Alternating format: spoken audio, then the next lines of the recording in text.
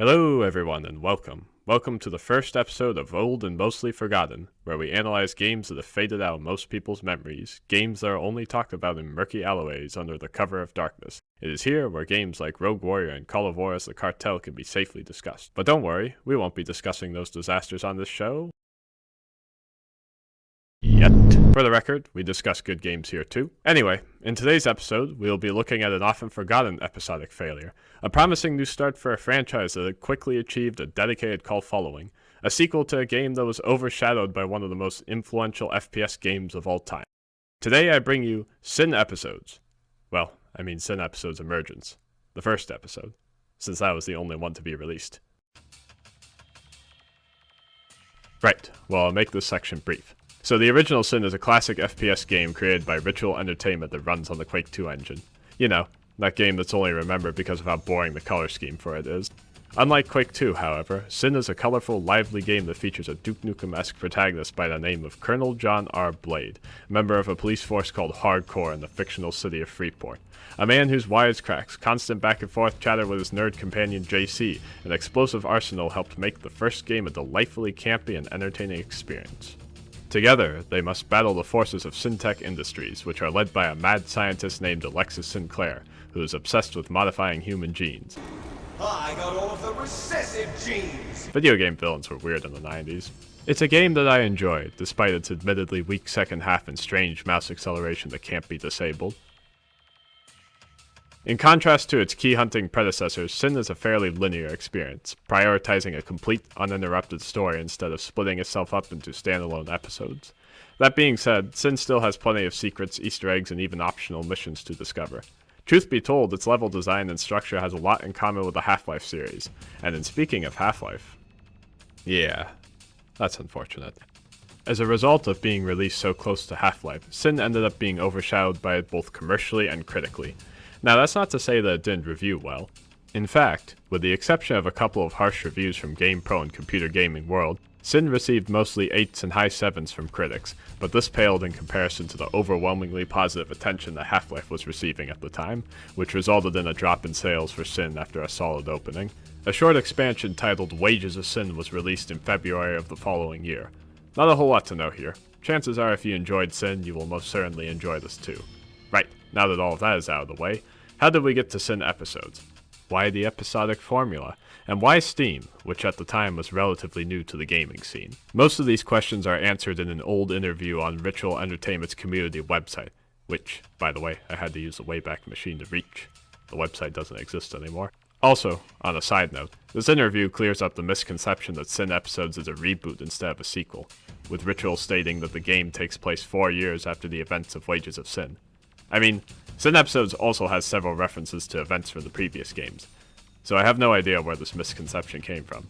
Anyway, in this interview, Ritual Entertainment explains why they decided to go with the episodic formula. Moving to an episodic model for distributing games makes sense for a lot of reasons right now. Many consumers are saying that they don't want their media in traditional chunks, and some people may not necessarily want to go out and spend $49.99 for a long game that they are not even sure they will like. Being able to pay less than $20 for a game that you can complete during the course of a week should be very popular for a large audience. If you mean during the course of an afternoon, you'd be more accurate, but what do I know? In the same interview, they also mentioned that since they are self-publishing the game, it'll allow them to experiment with all sorts of different ideas for each episode, and in turn, backpedal or ditch ideas that were poorly received by players. The section I find most interesting in this interview is where they talk about Steam. We have been looking at Steam as our distribution system for years, and it really makes a lot of sense for SiN Episodes. The Half-Life 2 launch proved that Steam is very capable of handling large-scale releases, and we will be able to reach a large number of gamers worldwide immediately with SiN Episodes. Steam will provide a distribution route for non-traditional projects that might not appear to make sense in a publisher's greenlight meeting, and SiN Episodes is the first game to take advantage of that. Pricing for the episodes would be, according to Ritual, a little under $20, and the plan was to produce a total of 9. 9! Half-Life barely even got out 2. Now, it's important to clarify that this isn't the first time that Ritual had worked with Valve. If you look at their published games list, you'll see that they helped work on the Xbox versions of the original Counter-Strike and the Polarizing Condition Zero. Hey, remember when Counter-Strike had a campaign? Valve sure hopes you don't. In that same interview, they mentioned that Valve were big fans of the original SiN, and both parties were happy to work with each other on SiN Episodes. One of the features that Ritual Entertainment was really pushing with SiN episodes was the personal challenge system, i.e. dynamic difficulty. We'll get to that later. SiN episodes was initially teased with an ARG. I tried looking for more info on what the puzzles were like for it, but unfortunately I wasn't able to find anything. If Wikipedia is to be believed, the last couple of puzzles of this ARG were never completed. No, the irony is not lost on me.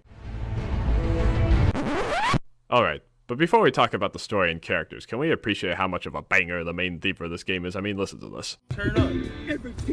Oh shit. Mind if I praise the Lord?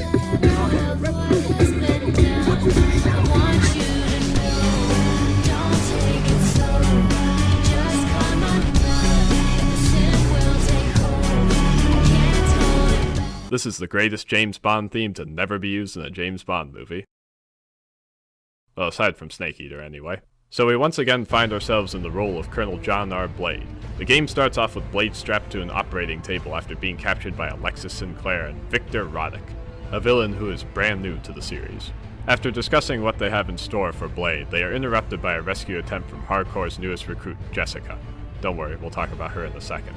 Jessica manages to rescue Blade, but finds out that he has been injected with an experimental drug. Fortunately for Blade, Jessica was able to place her tracker on Roddick before he escaped. Together with returning character JC, Blade and his companions must find a way into a U4 lab to locate and stop Roddick, who holds the cure to Blade's affliction. And ladies and gentlemen, start your engines here, because it's off to the races we go. Woo! So it's kind of hard to analyze the story for this game, and for a few reasons. There's nothing wrong with the pacing for this episode. If anything, that's probably the strongest part. It moves along at a breakneck pace and never really slows down, taking you from one plot point to the next. But the issue we have here is that this episode essentially serves as an intro to the full game, which wouldn't be a problem if the story was, actually finished. Instead, we are left with several loose plot threads and questions that will never be answered. Such as, what did Alexis Sinclair inject Blade with if it wasn't the mutagen drug? Who is Roddick and why is he working with Alexis Sinclair? How was Syntech able to take over and control a large section of Freeport? What was in that data cluster that JC and Jessica recovered from the Syntech tower? Who knows? Now, normally there's nothing wrong with leaving some questions open for future episodes, but if your entire plot revolves around setting up questions to be answered in a sequel that never gets made, it can make it kind of difficult to analyze as its own standalone story. Oh, no, wait, no, I was talking about SiN episodes, not this.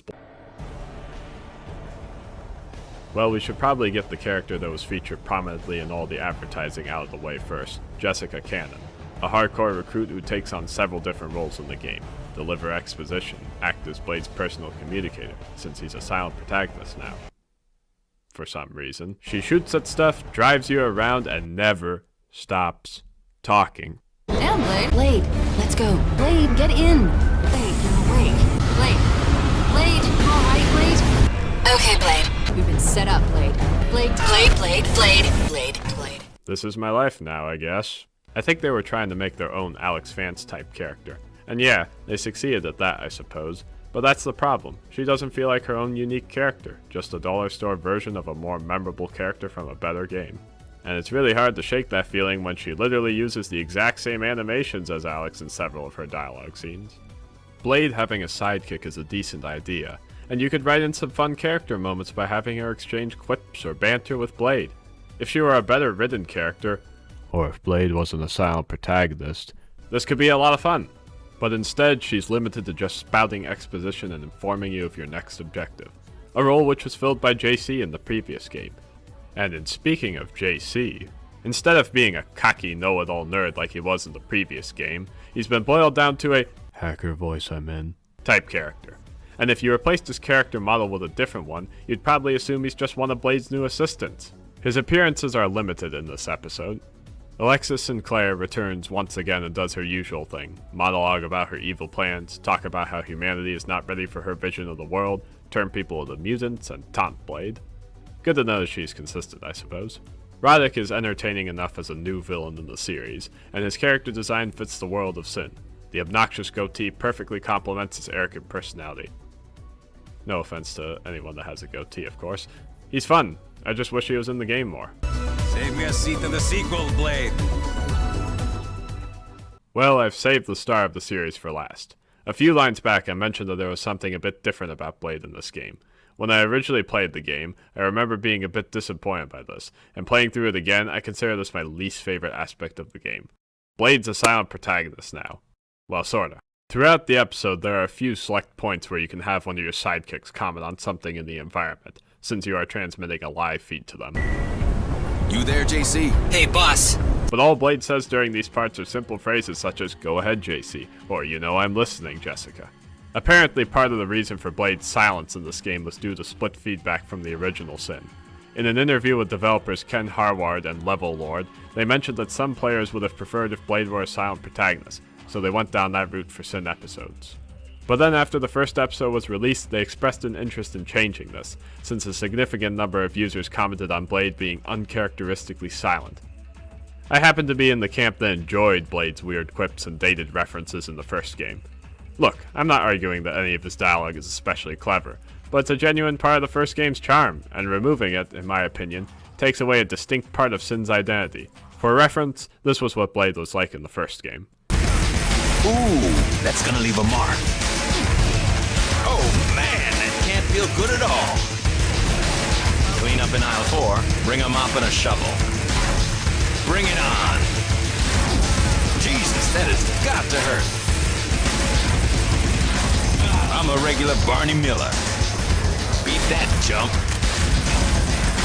Come get some.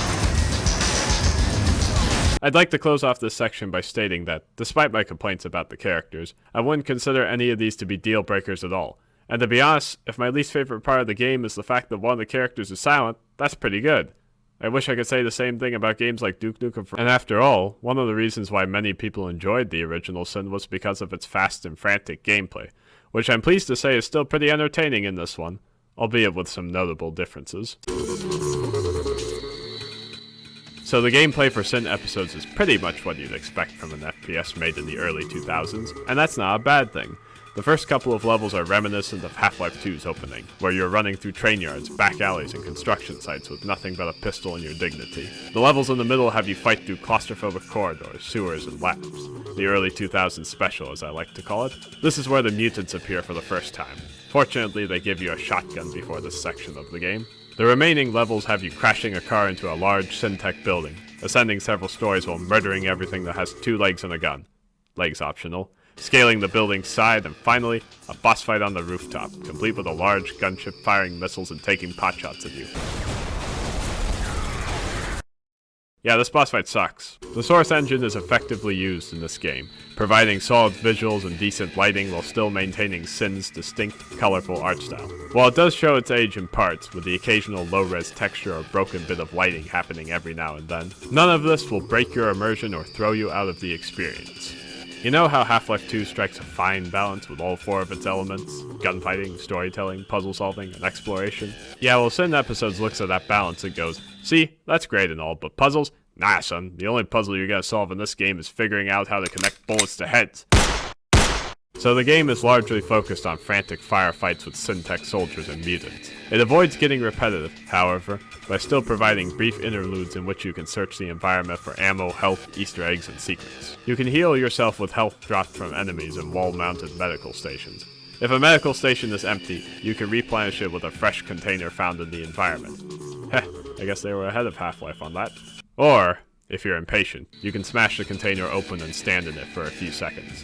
You now have a dedicated melee button instead of your fists. Aside from smashing open crates and health containers, I rarely used it in combat. You can also toss incendiary grenades by pressing G. I mainly use these to seal off choke points, giving me a couple of extra seconds to reload my weapons. In some encounters, you will find these large green barrels of mutagen. When they are destroyed, a green gas cloud is released, and if you stand in it, you will go into slow motion. Was this an attempt to include some type of bullet time mechanic? Then why not just have a dedicated button on the keyboard like in the Fear series?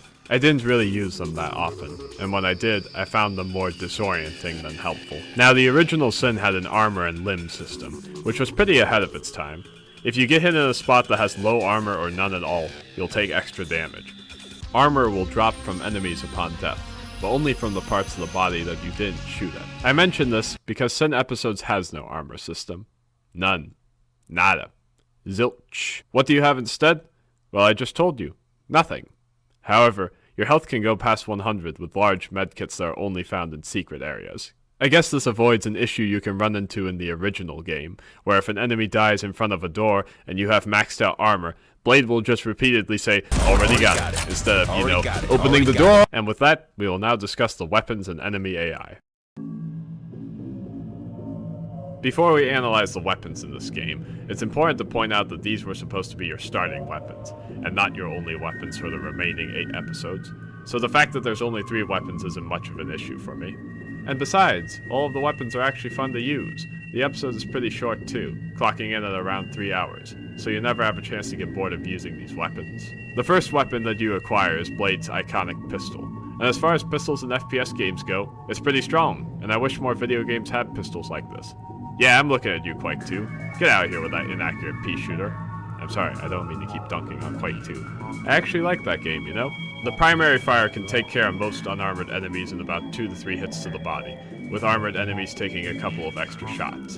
It has a 20-round mag and decent accuracy, making it an efficient weapon for taking out distant enemies in the beginning of the game. And the alt fire is beastly.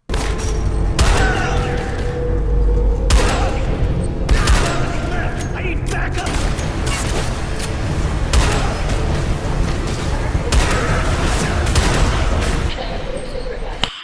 Nice. I mean, just look at that. Who doesn't like using a powerful pistol that sends enemies flying with a single shot? The pistol gets a thumbs up from me. At around the 40-minute mark, you'll find the shotgun, which is the weapon I used for most of the game, because it's great in pretty much every situation. Well, besides ranged encounters. Obviously. It takes 2 well-aimed shots to kill a standard enemy at mid-range. At close range, it'll drop them in a single shot. Chain gunners will take a few more shots, but that's the case with every weapon against them. It's your most effective weapon against the mutants as well. The alt fire is kind of weird. It's supposed to fire several projectiles that will bounce off walls and kill enemies, but I found that they almost never hit anything else. I mainly use the alt fire as a way to get an extra shot in on a chain gunner, or to quickly take out a turret in the last part of the game. All in all, a solid shotgun with some notable quirks. This also gets a thumbs up from me. The third and final weapon is an assault rifle.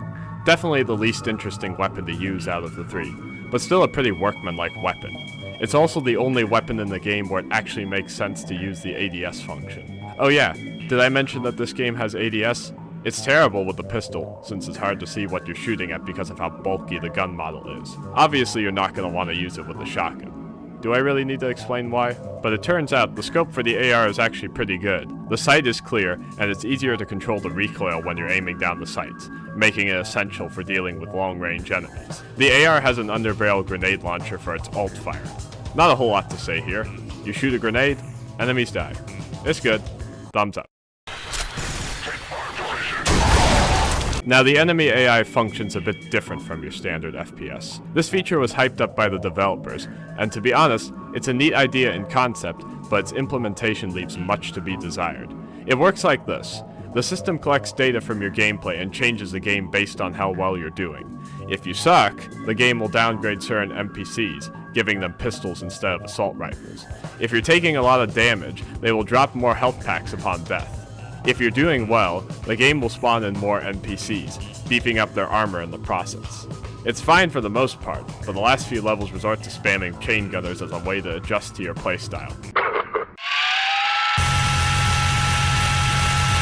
So rather than having the option of choosing your preferred difficulty setting like easy, medium, hard, ultra hard, nightmare, nightmare hard, plus, we will actually come over to your house and destroy your computer if you die, plus, instead of that, you have 2 sliders. The first slider adjusts how hard the game can get, putting a cap on how many enemies can spawn in if you're doing well.